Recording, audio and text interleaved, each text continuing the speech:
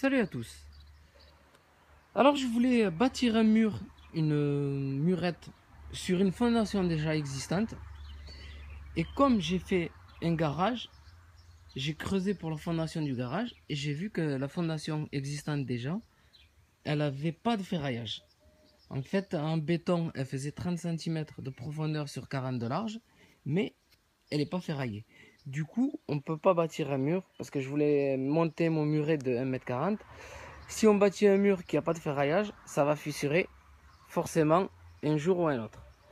Du coup, ce que je fais un petit chaînage, c'est-à-dire un genre de petite fondation, parce que j'ai déjà, comme on voit ici, j'ai un parpaing, il y a la fondation en dessous, et là il y a un parpaing qui a été mis dessus.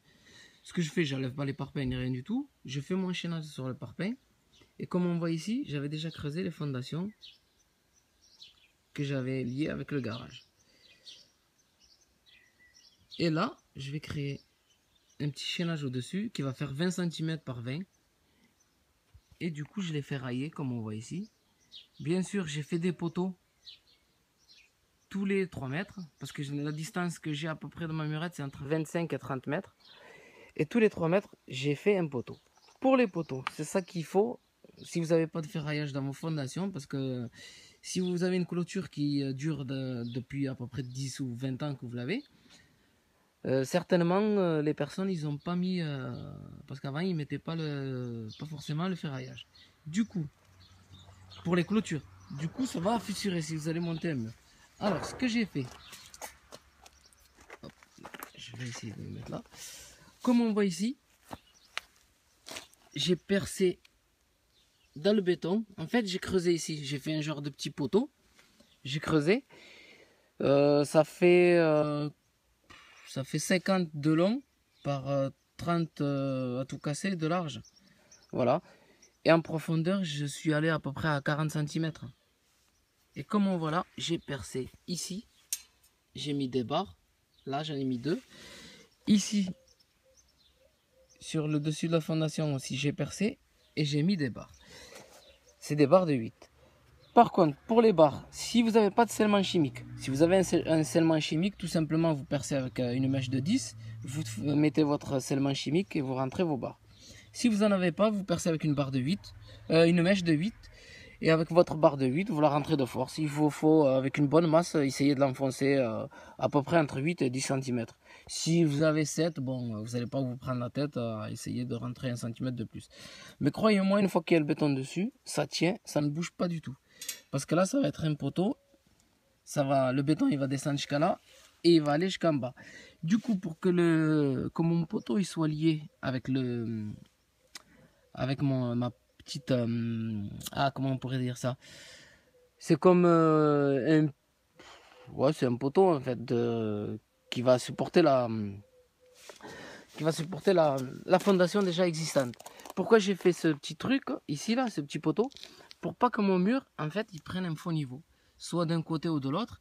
Si je fais pas ça, il risque de se coucher parce qu'avec le vent et tout ça, il risque de se coucher à peu près de 3-4 cm et voir avec le temps même vraiment bien se coucher. Du coup, on fait ça, on perce, on le remplit de béton et il ne pourra pas se coucher.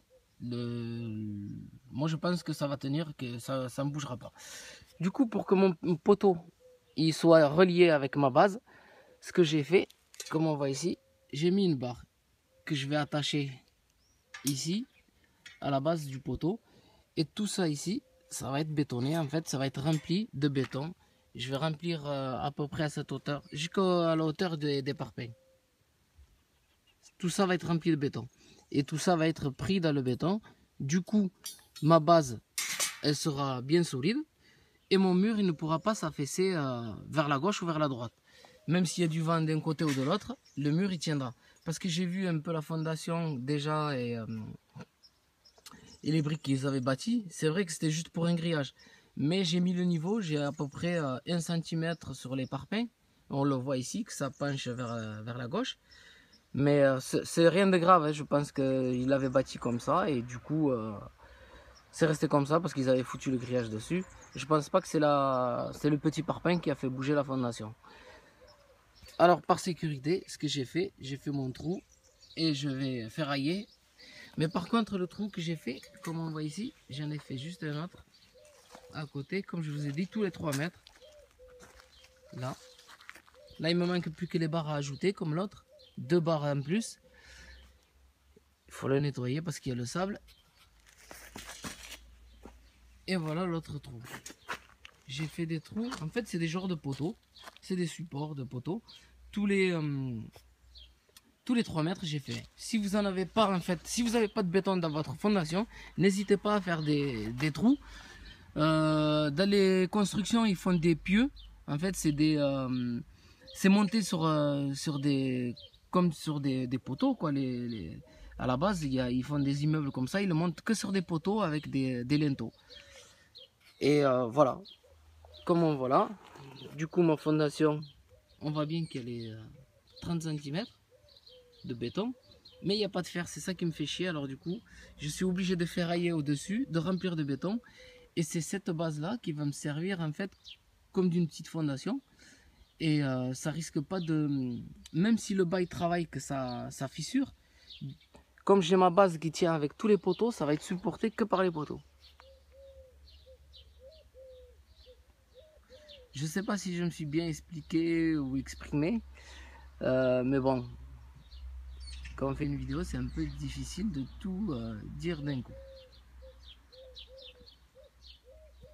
Voilà, moi j'ai mis des barres de 6 par 4. J'aurais pu mettre des épingles de chaînage.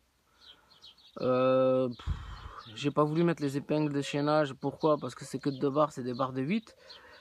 Mais on aurait pu le faire avec. Mais bon, du coup, j'ai fait avec les 4 barres de 6. Et dans le prix, ça c'est moins cher que les épingles de chaînage. J'ai trouvé que c'était moins cher. Parce que les épingles de chaînage, je les ai trouvées en 3 mètres. Et c'était les mêmes prix que ça en 6 mètres. Alors du coup, j'ai mis ça, c'est du 6 mètres. N'hésitez pas de mettre du 6 mètres, au moins vous aurez moins de raccords à faire.